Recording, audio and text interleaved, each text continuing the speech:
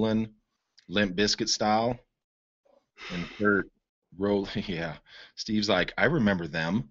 Yeah, that was seventh grade, sixth grade, seventh grade. The real question is, back then, did you know what the chocolate starfish and the hot dog flavored water meant? No, Okay. sixth grade, seventh grade. You just, Do you know now? uh, Don't answer I, that. I, are we live? Don't answer that. Yes. All right. I'm just wait. We have fun here, Steve. You know this. You ain't new to this. You're true to this. All right. Let's see here. Waiting for my phone to update so we can check a 1 2. If you're on here, everybody start liking and sharing this live feed. Oh my gosh, there's the live feed right there. Steve's like, I remember them.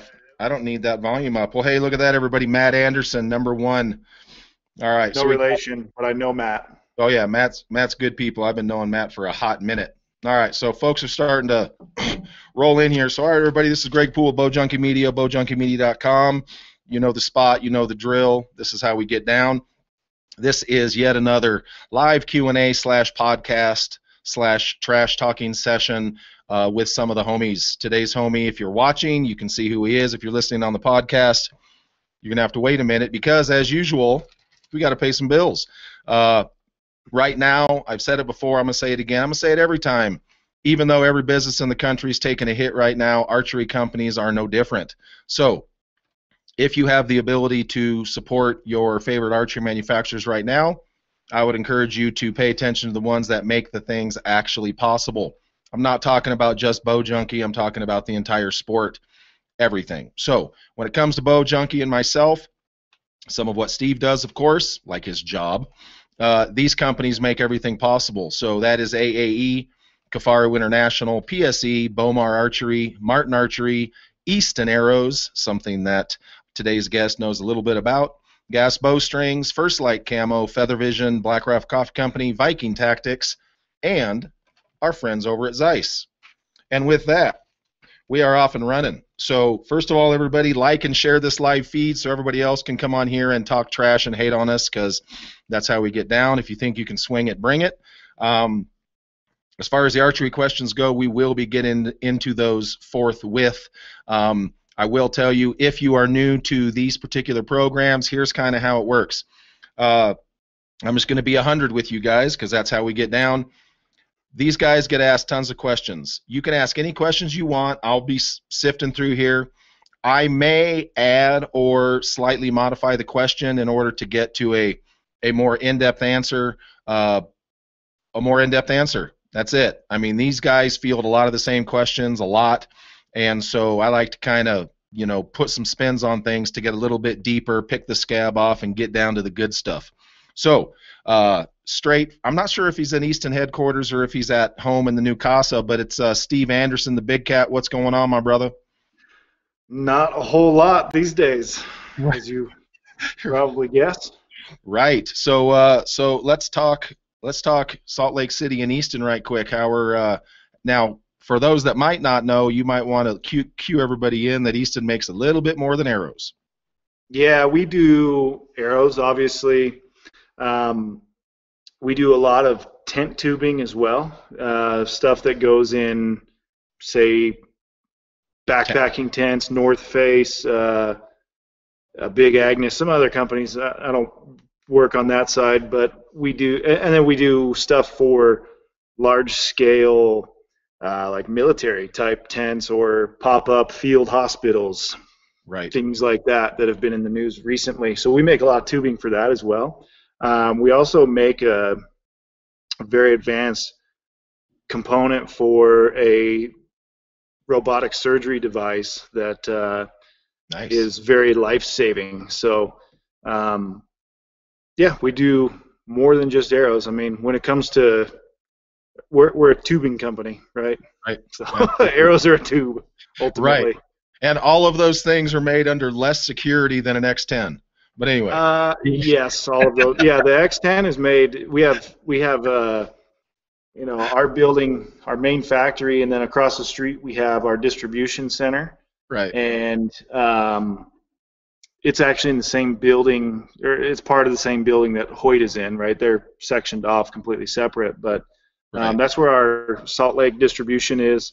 And within that, there's actually another sectioned off room where the X10s and all of our AC product is essentially begins its life, and then it goes back across the street for some processes, and then gets finished, and then it goes back across the street to get sent out. So Right. And fun. for any of you wondering, if you ever want to take a tour of Easton or take a tour of Hoyt, you are welcome to do so. Yep. You will not, I repeat, capital NOT, you will not be seeing what's inside of that particular facility. That's just not how it works. So other than that, man, talk to us a little bit about the new crib. You and Linda threw down the new Casa over there, man. Yeah, it's a lot of dirt right now. I'm looking out at it, like hoping some pasture grass starts coming up, because it's basically built in an old hayfield. But it's a lot of dirt and a lot of dust at this point, and we haven't had enough rain. And I've got a bunch of grass seed, but I don't have a sprinkler system. I don't have any of that ready. So I'm hoping we get like 3 days of rain. I'm going to go out and throw all that seed down. And you know, my dad's a fertilizer guy, so he told me what fertilizer to go get, and I bought the stuff. It's a little. He said I bought too nice of stuff, but you know, we'll hope to get some grass coming up soon. But we're shooting here out back, and it's nice to have. It's cool. It's a great view. We're like 30 minutes west of Salt Lake, kind of out in the middle of nowhere. So if my connection sucks, that's because I have satellite internet. We don't have any other option. Right. Absolutely. So yeah, we have a beautiful view out here. We really like it. The real question is, did Pops come down with the Terragator and just lay her down? No, that would be a 6-hour drive for him in a machine that goes 43 miles per hour if the tires are new. Yeah, with like 50-inch wide tires. Yes. Yeah, the tires I think are 70. They're around 70 inches. They're like 67 or 73, and like 39 wide or something like that.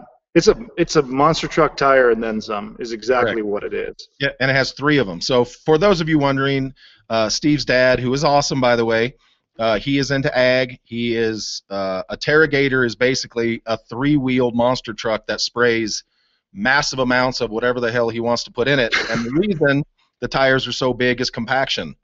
They don't want to compact the spitting game, son. They don't want to compact the dirt too tight, because that affects how everything grows. So they run these massive monster truck tires, and they go out there and do the thing. So everybody start sending in your questions now. Linda, I do have your first question queued up. She's bringing heat right off the bat, son. He's like, what? Where is she? Right. So start sending in your questions now. You know, obviously Steve and I will be chit-chatting back and forth doing the thing, but start sending your questions now, whether it's bow-related, form-related, mental game-related. Obviously, I'm imagining there's going to be some arrow questions.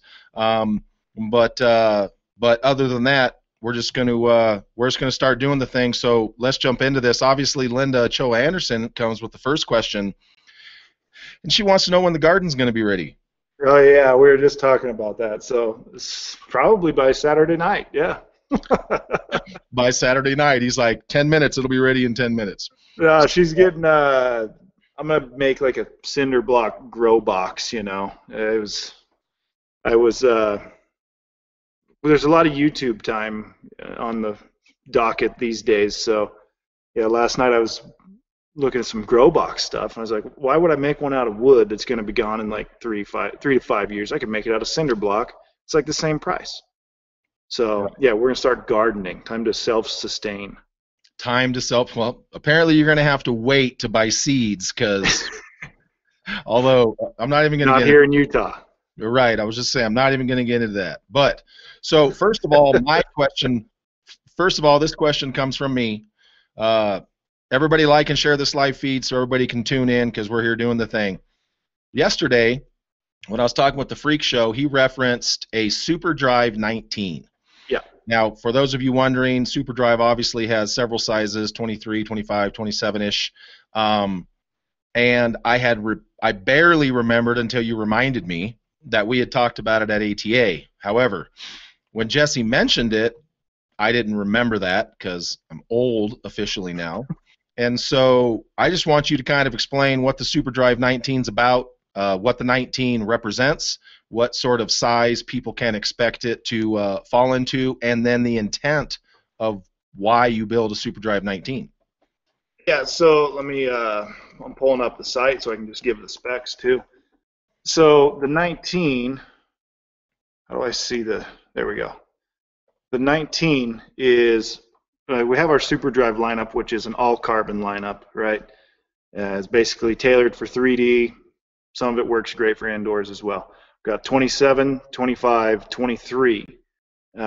Those represent diameters. So now we've gone to a smaller one, the 19, similar in size to what our Hex was, if you're familiar with the Easton lineup, Easton Hex, or like a Bloodline. Basically just a smaller all-carbon option tailored towards 3D. I think 3D is going to see people starting to go towards smaller arrows rather than the big ones. Right. Little bit, I'm not going to say easier for people to tune. I think it just fits a wider range of people. There's very few people who can muster the horsepower to shoot like the biggest of 27s, which is why you see a lot of people settle in that 23 to 25 diameter range. But then you get to a tournament like we had in Foley, or any open 3D event, Texas, you know, a good number of the IBOs, you get some wind involved, and now those big arrows aren't very fun anymore. You know, if you get a target at 40 yards, it's moving quite a bit. And you know, in Foley, I was aiming.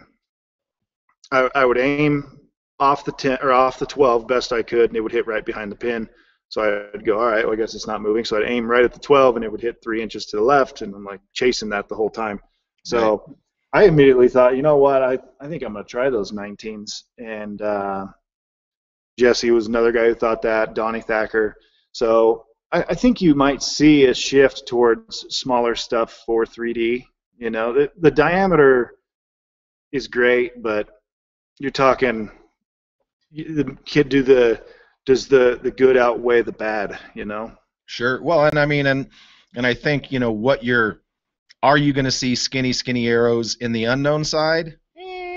Maybe not as much, but I think the influx of guys like you and Jesse and Donnie and the P-Teds and you know, the Spotties, I think that the influx of Spotties, I think a lot of you guys, I would be as well, are just a little bit more comfortable, a little bit more used to shooting that smaller arrow, and because it's known, have basically come to the thing where if you're shooting from second to fourth, you are going to need to start thinking about, you know, positioning of your arrow if someone puts one plumb in the middle and it's a big fat one. So I think that the influx of shooters like you and Jesse and them is probably kind of driving that. And most importantly, if you guys came out there and all sucked, no one would care. But instead, you guys have come out there and done very well. So now all of a sudden the other 3D guys who are just shooting the know now are like, well, apparently that might not be too bad.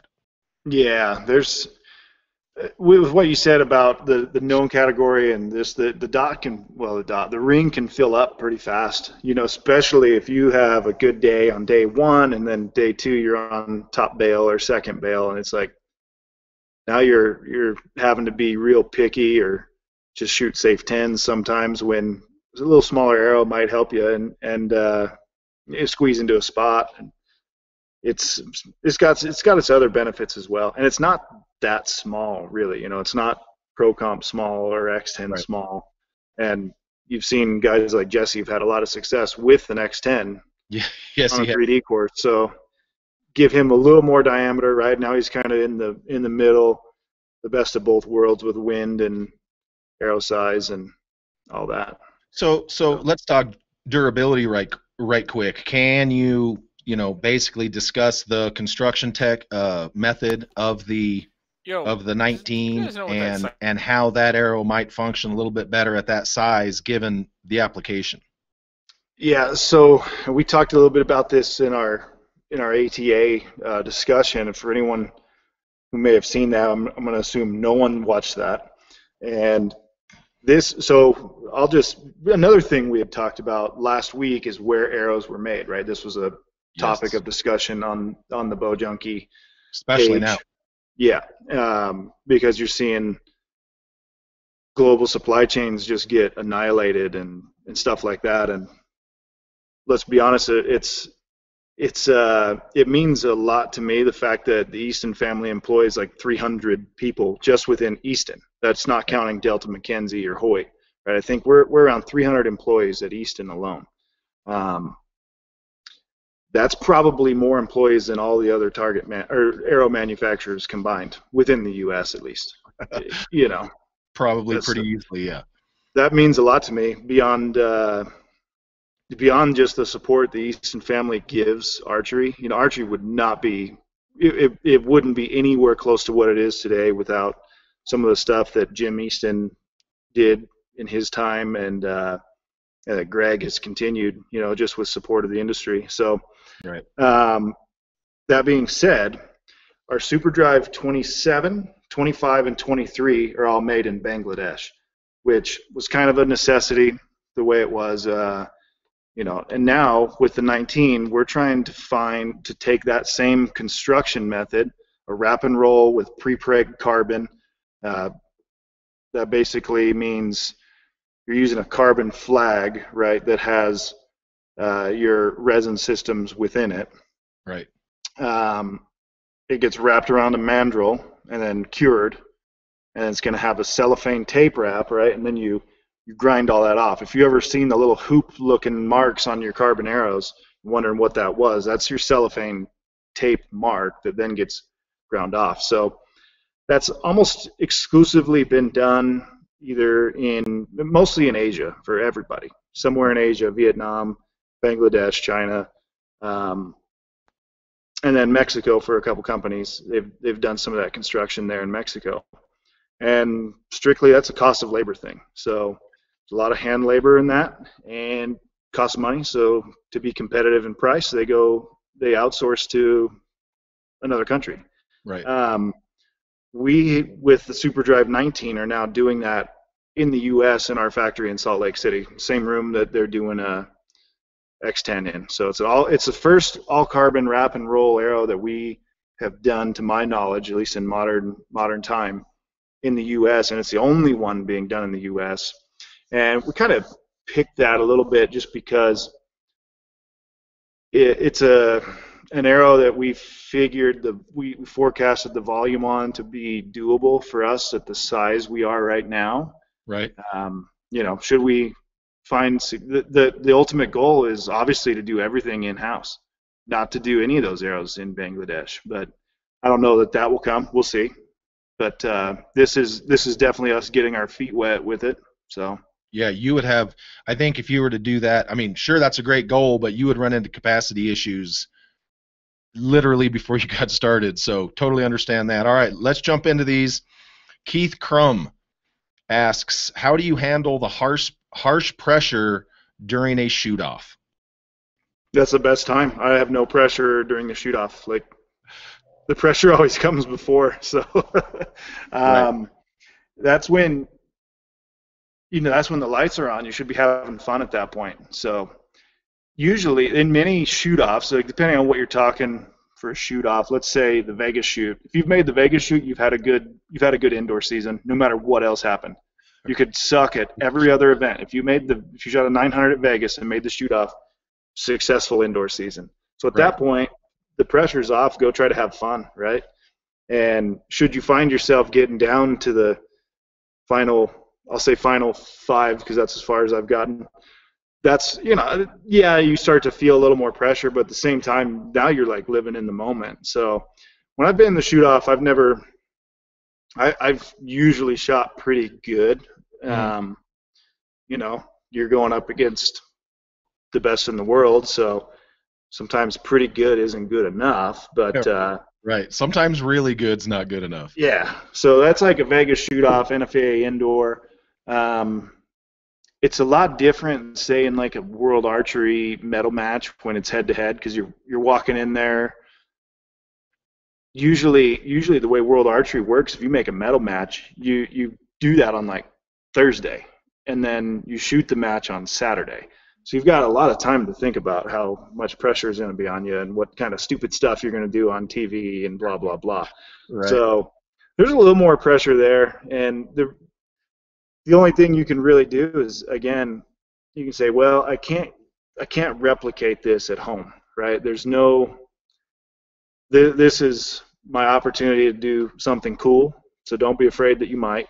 Right. And worst case scenario, you got there. If you fall on your face in front of everyone, well, let's get used to it, because it's going to happen, and it's going to happen again. Right. But you're going to have some success along the way too. So just get comfortable with it, I guess. Right. So let me follow that up with this. One of the things that I've appreciated about you from the get-go was the fact that you are not afraid, and you're not embarrassed, and you're not intimidated in any way to let your emotions come out, good and bad. Bad, not like he slams his bow over his knee and breaks it in half, like positive emotions or negative emotions, whether you hit or miss. And so, basically what I want you to kind of explain to people is, one, you come from a sporting background, so that is 100% normal. Only in archery is either showing that you're upset you missed an arrow for $20,000, or that you hit an arrow for $20,000 is not okay. So we're special in that way. So yeah, there's a lot of that I don't understand about our sport. Like and there's, for the most part, the top archers, they do show some enthusiasm, and they do show some anger, and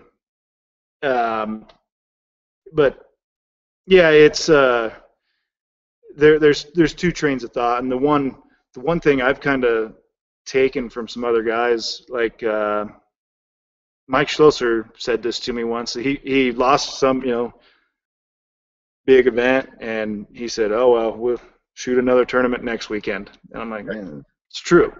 We're going somewhere else next weekend. So yeah, you can show some emotion or have some fire or some sadness or whatever, but then you got to move on from it too. Absolutely, regardless of what it is. All right, Nathan Brown, all-time favorite arrow for a shoot like Redding? The X10, just because wind is a factor at Redding. So that's kind of what I was thinking there. I mean, we are seeing some people try some of the bigger arrows, but then you see them show up the next year with X10s again. So that's just, I mean, it's like if it's not broke and it keeps winning, then keep doing it, I guess. Yeah, what I look for, the thing that proved it to me the most was I took an X10 and a Pro Comp, which is 166 ID arrow, 167, comparable to, say, Gold Tip Pierce or most anybody else's smallest arrow, right? And I really like the Pro Comp. I think it shoots really well. I think it might be one of, if I knew conditions were going to be perfect, I'd probably shoot the Pro Comp all the time. And I took that, and I took the X10 on a day with what I call an aimable wind. So there was wind, it was going to move your arrows, but I could still aim basically wherever I wanted to. Right. And I was shooting, it was at Arizona Cup on a practice day 1 or 2 years ago. And I was, it would have been a year ago, I think, when we came out with it. But anyhow, I could shoot the X10 and catch the right side of the 10 ring, or be just out, and I'd shoot the Pro Comp and I'd be well into the 9 ring, mid 9 or worse. And I'm like, well, that does it for me, Right. So that'll do. Because if I can aim at it, if I'm not blowing around so much that it's really affecting my aim, I'm gonna try to aim middle, right? Sure. That's just kind of naturally what it's gonna do.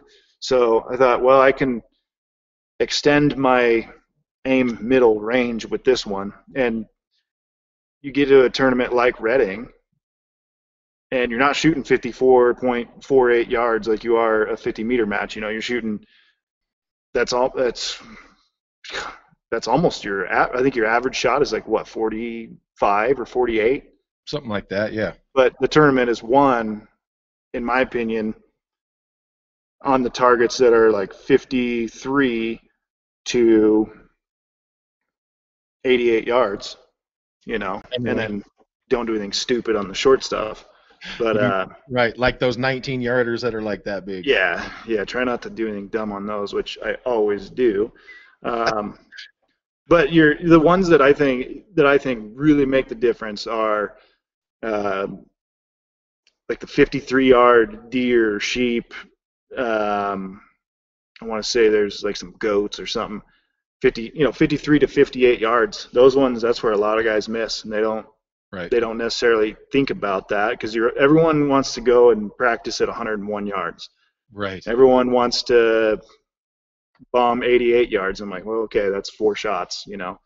I want to be really good at 58 to 63 or 77 yards or whatever the moose is. Those are the hard ones. Right. Absolutely. So, and if it doesn't move around much there, if I can aim better at those where there's always wind, then everything is a little more copacetic. So that's why I've just always stuck to the X10. There you go. All right. Jason Wellborn has a quick hunting question. Top 3 bucket list animals to hunt and where? I gotta say moose. For sure. In the Yukon. Yep. Now, just to clarify, we're talking the Lee Lakosky dinosaurs, like the 70-inch bad boys. Yeah. I want the ones where they say it has to be over 63 or whatever. You're right. Like, over 63? No, right. Yeah. So yeah, that'd be cool. I always thought, kudu, an African kudu, and if you're hunting African kudu, you're hunting a lot of other stuff too. But I love the spiral horns on those. And then I'd probably just stick to the basics in Idaho elk, although there are none left, so don't go hunt there. Don't put in for Idaho elk tags. Been there. No all right, so Casey Ross, my brother from the same mother, says, would Easton ever do a retro line, Cobalt, Camo, Game Getter style, but the new aluminum 23s and 27s? Yeah, that's something I'm pushing for. I actually talked about it a little bit on our podcast yesterday, on the Easton podcast. I would like to get to the point where we are good enough at producing stuff, at product management, which is falling a little bit more on me now, to where I can do like small batch limited edition runs, like truly limited edition runs, like 100 dozen tops, right? Of stuff like that, because I think some autumn orange would be cool. Yeah, the Game Getter type camo would be pretty cool. I'm sure it'd be outlawed by someone. And yeah, going back to some of the Cobalt stuff, I think purple would be pretty sweet. Stuff like that. Just there, I get that idea from TaylorMade Golf, right? They were doing what they called the Vault, which was basically nothing different in terms of product. It was just a very limited edition cosmetic finishes, and they would take a putter that was $300 and they'd give it a certain cosmetic and they'd sell it for $600. So right. And it would sell out in like 10 minutes. Right. So do I plan on doubling up on price? No, but there's certainly with limited edition stuff. Sure. I'm not going to charge double. I don't think people would buy that, but I think people would like to have more one-off type stuff. Sure. Anthony Burns, are the SuperDrive 19s available to the public yet? Yeah, they are. I think they've been shipping for a couple months now, at least. Perfect. All right, Joe Kuhn, when will the SuperDrive point weight kits appear? So we've had an adjustable point weight kit that was sized. It basically, all the SuperDrives now have a threaded back on the point. And there's a weight kit that has, it's a pretty cool weight kit because it's got virtually everything you need. You don't have to buy a bunch of little modules. But there's a screw of varying length, so I think that goes 40, 20, and 10 grains or something like that. And then there's a weight module that you can apply to that. So you can take these from like 90 to 200 grains. Oh, nice. Well, that weight module was sized to fit inside a SuperDrive 23 point. And now we have a SuperDrive 19.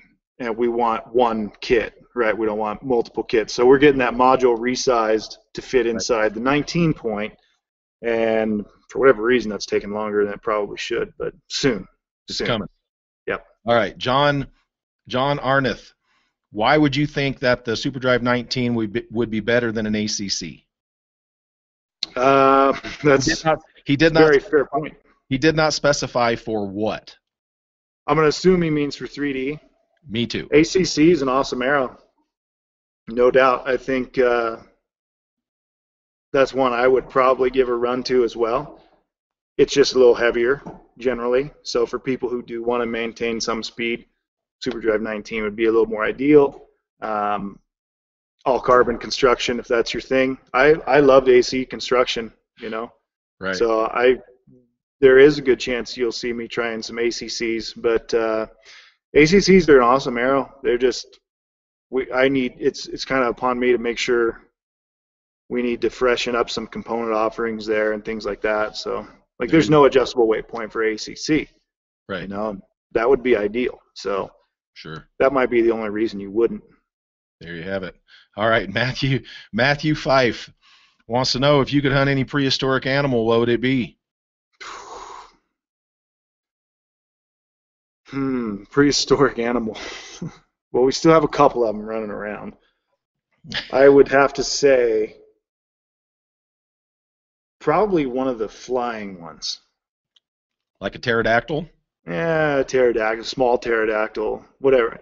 You know, I don't know all the sizes. Or you get like the raptors, you know. Just everyone's going to say T-Rex, so I'm going to go different direction. You see, maybe Stegosaurus. I'm seeing Steve Anderson and Linda climbing up a waterfall on a floating mountain range in the sky, and going straight Avatar style, and you jumping onto a pterodactyl and riding it off the edge of the cliff.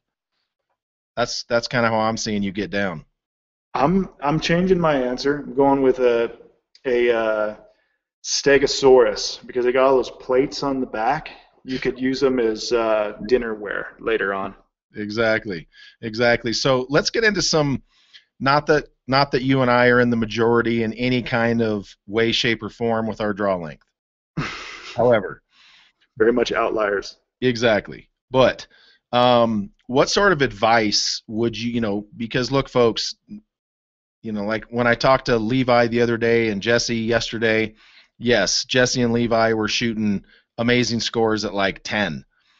But a guy like Steve is a way more common occurrence in archery than guys like Jesse and Levi, meaning I still remember, I'm not going to tell the whole story, of course, but I still remember when Steve first showed up in Reading. And so, I mean, how many years ago was that, Steve? Like 7? First time there was like 2010. I probably met you there 2011. Yeah. So as someone who is not draw length challenged, what would you say to someone who's coming into the sport that has to deal with what you and I have to deal with? Talking about tournament archery specifically. Yeah, your options are limited, right, on product. There's a couple companies that offer what you need, and then there's other stuff like you have to get into fairly stiff arrows, which can then create issues of diameter or weight. So it can then it pushes you, if you want like good stuff, it kind of pushes you into the better products immediately. There's not an economical lineup of bows that run to 32.5, 33-inch draw length. Right. There's not a whole ton of target arrows that are 300 spine or thereabouts, but you can get pretty good stuff still in the moderate price range. The thing to think about, I guess, trying to think how else. Like what other piece of advice I would give to someone who's gigantic? Just try to get fit properly. Don't try to squeeze into something that doesn't work for you. Early on, I was shooting about, I think I had bows that were 31-inch draw, and I'm about 32 and a half now. And I just eventually realized Kevin Wilkie actually was like, "Hey, dude, go ahead and lengthen your draw about an inch." I was like, "Okay." So I did, and I started immediately shooting a lot better. So Nice. just get fit properly. That's number one.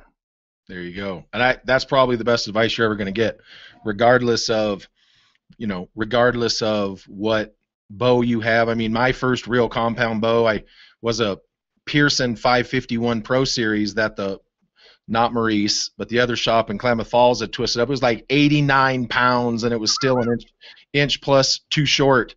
And so, yeah, I mean, someone trying to hype you up or dumb you down into a rig, whether you're a short person or a tall person, making sure you're fit properly to your bow is probably the best advice anyone's ever going to give you. All right, I'm going to screw this up.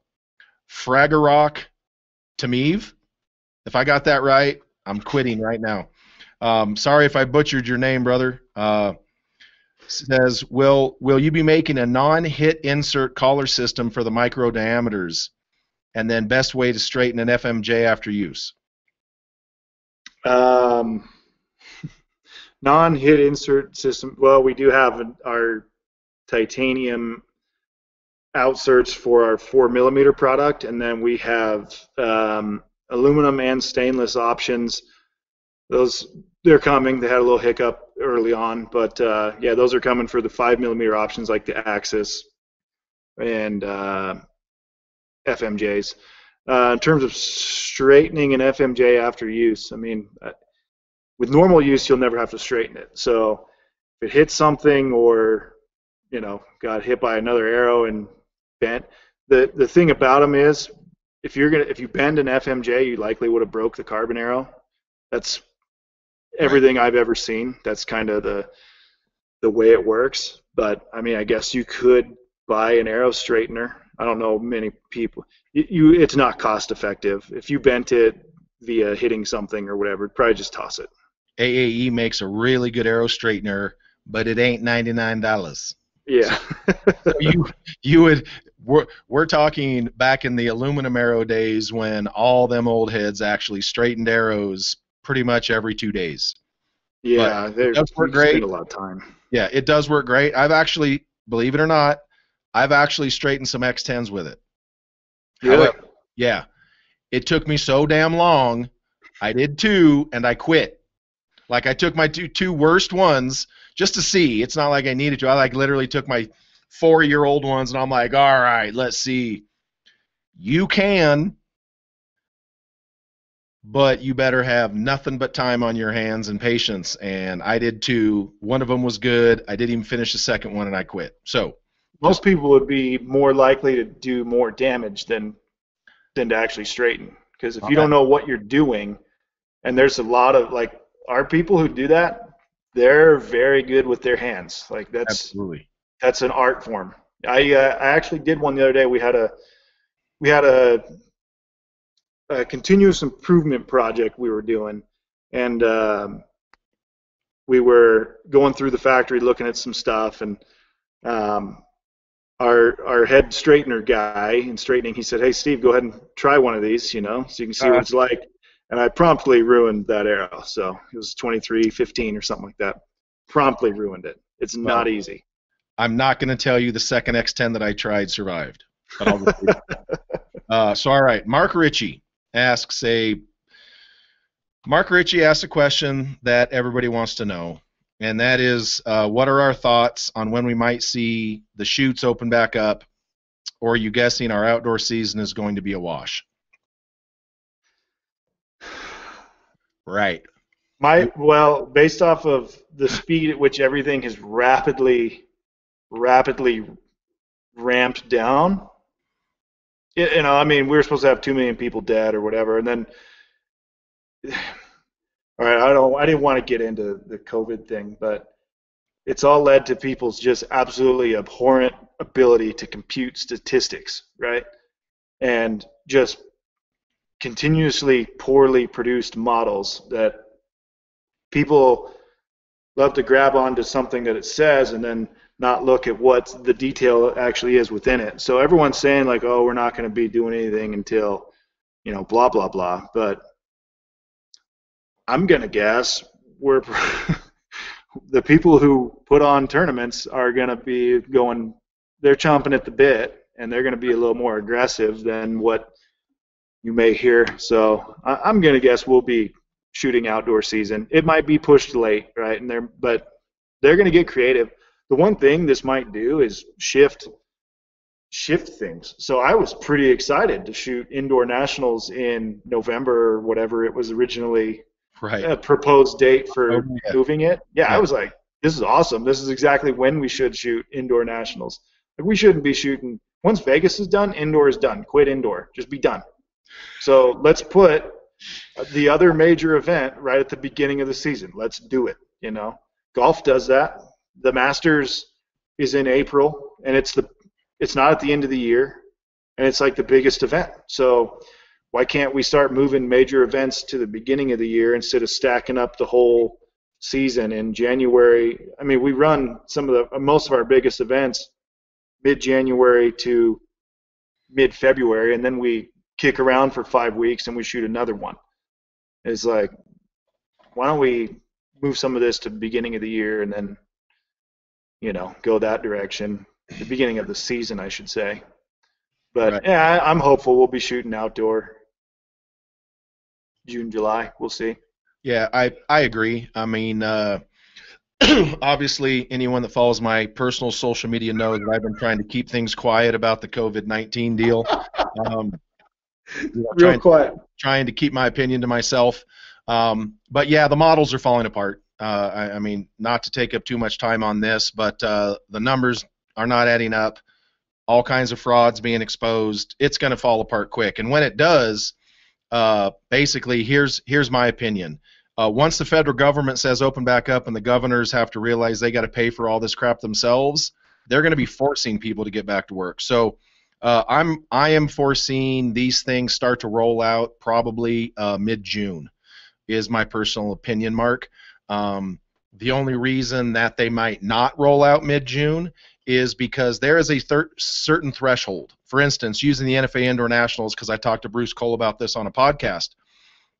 If the current format, Mark, keep that in mind, not some modified format, if the NFA Indoor Nationals doesn't get 1,000 people in the Louisville, Kentucky Center, they lose money.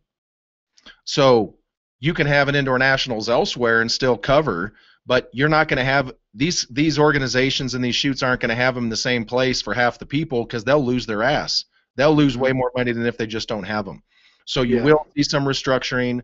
My question for you, Steve, is because you do shoot competitively on tour, how many events are you willing to go to that are going to be literally crammed together in, he's shaking his head already, in July, August, September, October? I mean, are you willing to go 5 weekends in a row as all these organizations and events try to stack everything together at the end of the year? No, I'm not, and I can't afford to do that, right? Like the one thing about this is it's thrown a serious it's a stick in the spokes, right, of professional archery and archery in general. And I, for one, thought that the sport was a little bloated in terms of events. He said it. He said it. Everyone is trying to put an event on, and they're afraid of stepping on each other's toes. So they're like, well, we got to schedule around this. And that's cool if you can try to go to everything. But that's tiring. I've done it. I've gone to everything. And I'm like, we probably need to figure out how to make it meaningful for everyone involved. And that's meaningful for the organizers, meaningful for the professionals, meaningful for the amateurs, and just not convinced that you can go stack a bunch of stuff one after the next and put on quality stuff. So there's going to be some figuring out to do, and what events can be held and where they can be held, Right. and then doing what's best for the organization. If I was a Bruce or someone like Bruce, and I was thinking, how do I make these events work? I would want to put on the event, right? But Right. I would be relocating if very quickly if that could do anything to help it, because like you said, they've got to have 1,000 people or it's instant loss. So why do it if you can't get 1,000 people? Right. But there's opportunities to move stuff around and look at your events that have historically low participation, and those are not going to be prioritized like the other ones. So even if say you're Mike Terrell and you go, well, we've got 6 events, this one tends to get the biggest, we want to hold that one. This one tends to suck in participation, that one's going to be the first on the chopping block if we have to do that. So they can do that stuff. And then there's so much based off the sites and the cities and all that, and it's like, it's a mess to plan anything. So I don't know how they come out of this going, all right. That's why people are getting mad, because you're seeing events canceled in June and July. It's like, well, it's not till July. Well, we need more than 15 days to crank this out. So Well, and I mean, like, I'm assuming you're referring to Darrington. Well, here's the problem. How can you not cancel Darrington when they can't go there and work on the range? This is not an indoor event. You can't just show up with trailers and just wheel in targets. It takes them a month and a half or more to prepare the range to shoot the outdoor nationals. If they can't go there and do the range, basically everyone's going to show up there. There's going to be thistle brushes and sticky blackberries growing across everything. There's going to be magic mushrooms growing on every target. I mean, so they have to be able to prepare, and it became apparent that the Darrington archers would not have enough time to prepare. Period. And would they have enough people able to make it worth it? Because we're not going to see full boats coming to these events for a while. No. We'll be lucky if our participation numbers the next couple of years are 80% of what they were, in my opinion. No, you're absolutely right. I said about 75%. You're absolutely right. All right, Nathan Brown says, do you prefer a heavier or lighter point weight in the X10? Will Easton make another full carbon micro diameter arrow with higher specs and lighter GPI than a carbon one? So that was the answer to that is yes. The second question, yes. Don't know when, but yeah. The point weight question, I think way too many people shoot way too much point weight. So a lot of people are just like going to 140 grain point weight, 150, even more, and more people need to try 100. I'm more likely to. 120 is typically what I shoot out of an X10. I'm more likely to shoot 100 than I would be 140. So out of my pro comps, I've shot 100. I've shot 100 for World Field events a number of times, and it tends to group really well. Absolutely. So look at some of the recurves. Brady's experimented with 90. Right. So the good bulk of the best recurvers shoot around 100. Right. So don't be afraid to try less than what the current in vogue point weight might be. Right. Well, and it also depends a lot on the shafts. I mean, when I shot the gold tips for the longest time, I was the only dude shooting 140 grains in the front of a ultralight 300, and I was made fun of. And then Jesse came over for 1 year and was shooting 170, and then I was a simp. But the point is, when you transition to a different construction arrow, when you transition to a different size arrow, all kinds of things. I tried the 140s. When the 140s came out, I was like, "Oh, Steve, I got to get some." And you're like, and you literally, I remember you were like, "LOL, here you go, bro." And I literally threw together 6, and they never, no matter what I did, they never shot better than the 120s. Ever. For me. Ever. Yep. And I don't know, I mean, you hear from shooters constantly about arrows specifically. So my question is, does the length of our arrows have anything to do with that? Jesse's running 520s with 140. So what do you hear from because for those of you wondering, Steve runs the Easton staff. You can send your shooting resumes to Steve Anderson at gmail.com. What are you hearing from guys? Is there any variance on point weight as it pertains to arrow length? I'm sure there is, but with most guys who tried, I haven't done like that sort of deep dive into it, but most guys who try 140 end up back with 120. Gotcha. When they truly spend the time doing it. More is not always better, Right. It sure it can be. My guess is that the shorter your arrow, the more point weight you can probably get away with, because you're launching it. There's less variance on where that point can end up going, from where it's being launched to where the point actually sits. Absolutely. So, the ideal arrow would be just the point, right? Right. You'd be launching a bullet. Exactly. So, but that doesn't exist. So everything I've seen has been more empirical rather than statistical or analytical. They go, hey, this didn't work better, or it did work better. And from the vast bulk of people, 120 has been ideal, and then a good number of people have even gone down to 100. Wow. That doesn't surprise me a whole lot. All right, Dan Button, 2 questions. Number 1, what are your thoughts on the modified NFAA field format if we ever get to shoot one? Yeah, the modified field format. So I take partial responsibility for that. But when we were talking about the field game, first off, I think the field game is the most fun game, but it's the worst tournament to shoot. So I really like field archery, but when we're at a field tournament and we get for an hour or it's windy and guys are letting down 12 times on a target to shoot their 4 arrows, it's not fun. It's not fun to shoot. So the most fun I have in archery is the World Field format, which is 24 targets, 3 arrows per target, 72 arrows total. Kind of fits in with everything else we do.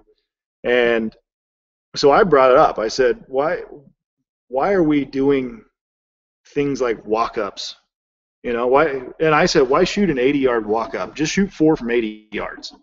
And let's get rid. Jesse and I were shooting. We all shot the 50. It was at Yankton. Must have been last year. Jesse and I were on a target together, and I want to say Stefan was with us and Paul, and we all shot the 15-yard quad. Like, why are we? This is dumb. We all blasted 4X's, dug our arrows out of the target because they went through, further than they're fletching deep in there, and that's a 15-yard quad. Then go ahead and replace the target because it gets blown up in a matter of minutes. Number of 3 groups come through and it's ruined.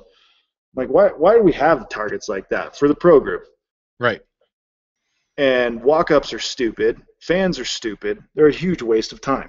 So let's just not do them. So explain to. I mean, I get what you're saying. I don't disagree.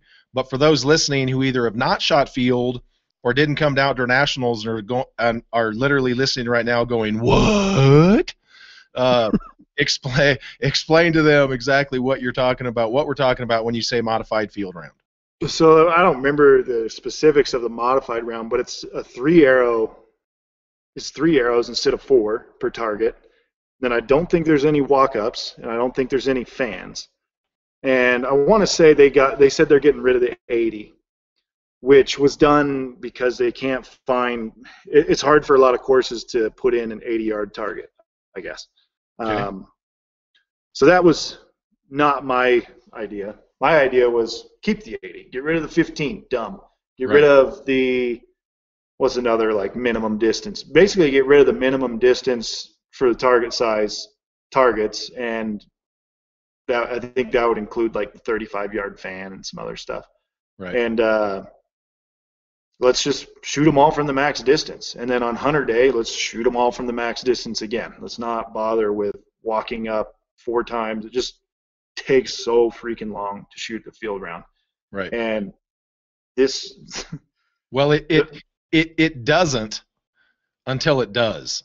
Because like Yes. if me, you, Jesse, and P-Ted, or me, you, Jesse, whoever, if 4 of us were to go out there, people like us, we'd be done with that thing in like under 3 hours. Easy. Cranking through. Yeah, easy. And not lollygagging and not sprinting between targets. But we would literally get up there and be like, look at this one. Okay, that's it. Let's go. I mean, but the fact that sometimes these things take half a day or more is absolutely unbelievable. So now this thing we're talking about is kind of like the X. It's going to be a pro-only deal. I guess, yeah. And pro-only deal, 3 arrows per target. I'm all about it. All about it. I would love to see the 80-yard back in and some of that other stuff, but the fact of the matter is, field is the best game, and the participation continues to dwindle. Right. So we can keep it the same and continue to see participation dwindle until we literally don't even bother shooting field nationals anymore. And then all these courses that exist are like, well, what's the point? So all those courses go away, and then there is no field archery. Right. Or we could try to get the numbers up by making it a little bit more enjoyable of a game to shoot. Right. Well, and So, one thing that I've said to Bruce and Brittany ad nauseum is, this is not 15, 20 years ago. You don't need to have 5 ranges to host an outdoor nationals anymore. I'm sorry, you just don't. Back in the day when they had 900, yeah, you got to have 5 courses. We don't get that now. So, I mean, you can do the math. And so if you cut down the time on the range, potentially run 2 lines, you only need 3. It's not that hard. So Danny's second question, Dan Button. What might be ways to get spectators into the sport?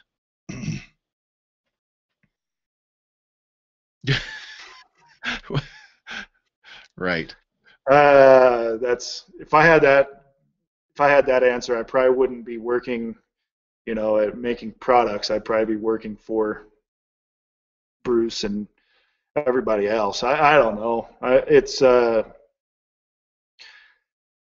It's encouraging as I've gone through this pandemic. I've been watching things like ESPN 8, The Ocho. As real sports have gone away, the smaller sports have started, the obscure sports have started to take the spotlight a little bit, and I don't know that I have a truly great answer, but you have to make it user friendly or viewer friendly, which means no 8-hour field rounds, and then you need things like head-to-head matches are the best to show, because you watch one person shoot it, you watch where their arrow hits, and the other person, right? So I don't think they're necessarily the best to shoot. I like other formats like the Vegas shoot-off. I think those are fun. Mm-hmm. But the Vegas shoot-off is very hard to broadcast, as you know. So you're kind of like waiting until it gets down to 3 or 4 guys and then going from there. But I don't have an answer to that. If I did, I'd have probably a lot more money. Right. Well, so for me, whenever someone asks that question, I always segregate spectators and viewers, because there's a big difference. A lot of, obviously not mainstream events, but a lot of bowling, a lot of other type events like that don't necessarily have 50,000 people there watching, but they got a pile viewing via the chosen media outlet. I got to tell you, last year when I decided to live stream the second half of the Animal Round, and I did just what I call golf coverage, and I walked around and did that, and then the following weekend did the same thing at IBO Worlds on the second day. Those 2 coverages are hands down the biggest response I've ever gotten since doing Bow Junkie, period. Mm-hmm. Like, literally people were like, holy crap. So I think for me, Dan, great questions by the way, but I think number one, archery is inherently never going to have outdoors. I'm talking about outdoors. Indoors, we could arrange it, but outdoors, I just think inherently archery is never really going to have a large crowd of spectators for a normal round. Now, you get down to a shoot off or something like that, you could arrange it, but then basically the only people you're going to have there watching are going to be the spectators that didn't make it, which is fine too. So I think for archery, what we really need to start focusing on is not spectators, but viewers. Because a viewer can be in person or they can be at home on their couch, like 300 million people are right now. And so I think that you kind of have to, separate that that dynamic there. But that's just me. All right, Tim Gregor. Steve, do you ever get anxiety or mild TP? If so, what did you do to work through it? Yeah, you deal with it from time to time. Usually you shoot on a really windy day, and then the next day you're like jacked up, right? Because you get your pin in the middle, and if it doesn't fire, you start to freak out. If you can just understand what's causing it, and that's like a shortcut in your brain, trying to get your brain sees your dot in the middle and it wants the bow to fire, right? And then it does it and you start to move away and all that. So it's a big mental commitment, but you can beat it without doing any practice, right? If you can mentally commit to just being patient to every shot, that's all it takes. Most people can't do that without a lot of repetition to help bond that mental thought to the physical aspect of it as well. Right. So just some things like blank bail, aiming at targets. The worst thing people do is aim at really small dots. Just creates huge anticipation issues. Right. So if you're struggling with it, go aim at a gigantic yellow dot, right? And if the aim small, miss small thing, dumb. That's dumb. Aim middle, hit middle. That's a better thing to say, because it doesn't matter how big the target is or however, So I'll take a 122 centimeter face and shoot at it from 40 yards. Right. And do that, and you get used to aiming in the middle, and it's like, oh, this is fun. I'm aiming really well. And then you slowly start working your way back out until you can be comfortable aiming within the middle of the yellow. Right. Says everybody until they step up and ready into those 34-yard dots that are like this big, and everybody's all barely hanging. It's like, holy crap. But we're not talking about actually in an event like that. All right, last question, then I'll let you go. This was a topic I wanted to talk to you about anyway, but Brandon Potts says, when's your archery academy open, and do you have any extra room for me to stay in your new crib? What's rent? Obviously, Brandon's joking a little bit about the rent thing, I think, but that was something that I wanted to talk to you about. There was also a question earlier about private lessons.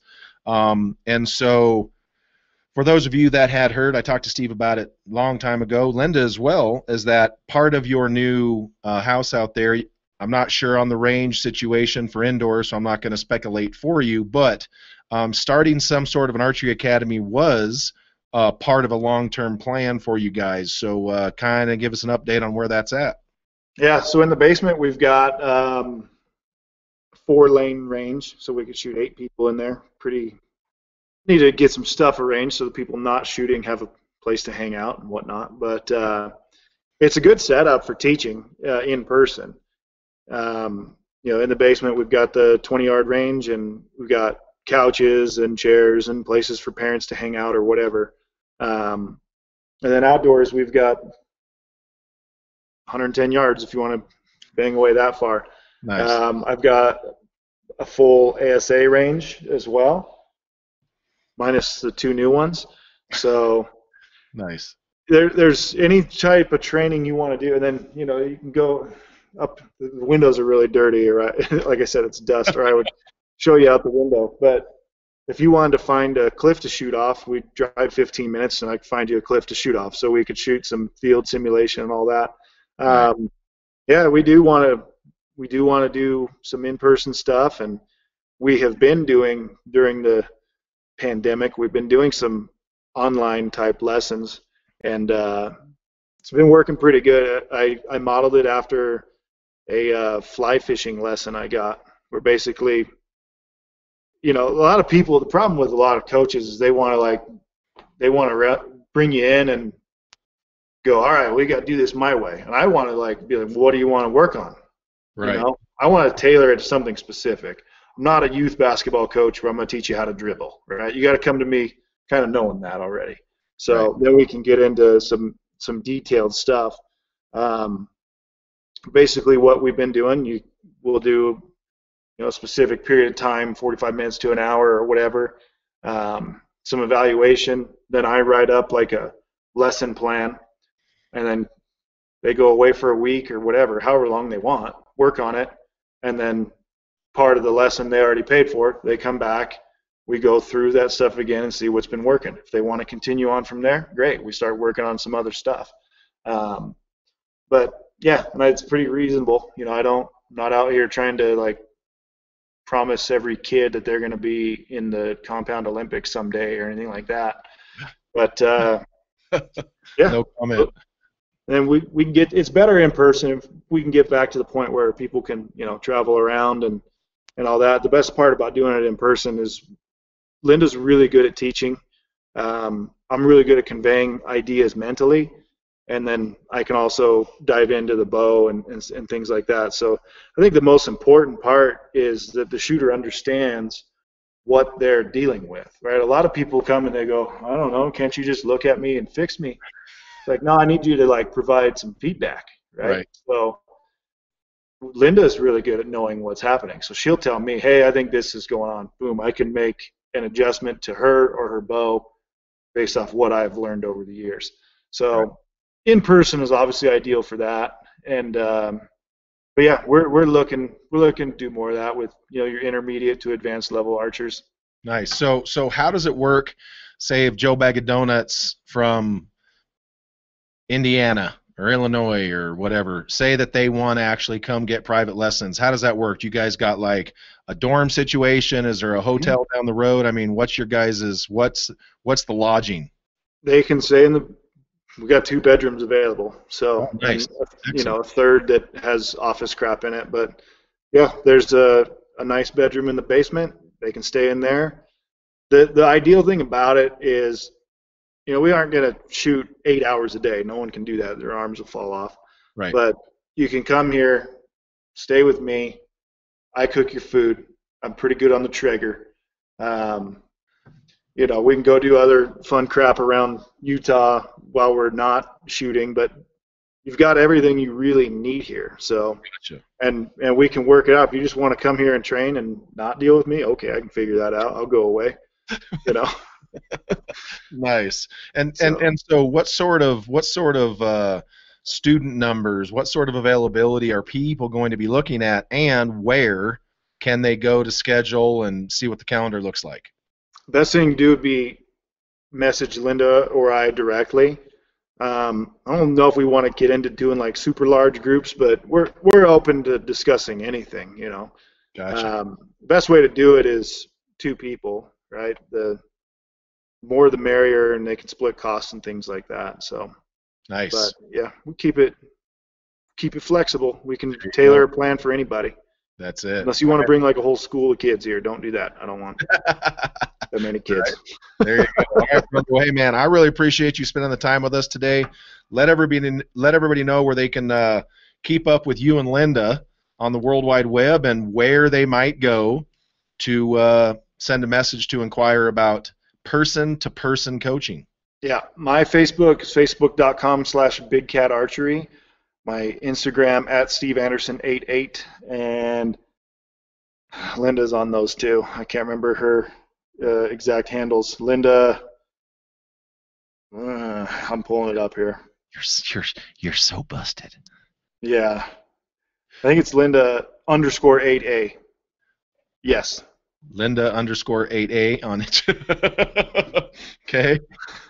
And she's on Facebook too, Linda Ochoa Anderson. So.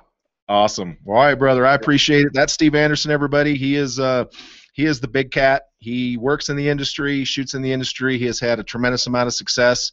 Steve is easily one of the most approachable, likable, and funny cats you're ever going to find in our sport. He doesn't take anything having to do with this too seriously, including himself. So if you get to an event and you see Steve, obviously if he's running with his bow somewhere, probably don't stand in front of him. He's not the smallest dude in the world, and he'll truck you. But he is absolutely has a ton of knowledge when it comes to working on bows, especially arrows. Obviously, working at Easton, it's an immersion class over there. So check out him and Linda. If you're looking for some coaching from some world champion folks, they got 2 rooms out there. Go out there and bunk up. You and a homie can roll out there and do the thing. I did not ask where those rooms are in relation, but obviously downstairs it sounds like they built the thing specifically to do this. So I want to thank everybody for tuning in. As far as tomorrow's live feed goes, we are doing one of these tomorrow with Mr. Dave Cousins. So that's going, that's going to be a throwdown. Probably going to be a pretty good nerd fest. Dave is extremely wise and smart when it comes to this stuff. But we appreciate you all tuning in. We love you guys. Hope everybody out there is being safe. As the House of Cards continues to crumble, we will look forward to these outdoor events popping off. But that's just how we do it. So you guys know the drill. We want to hear from you, not about you. And as always, everybody, love, peace, and chicken grease.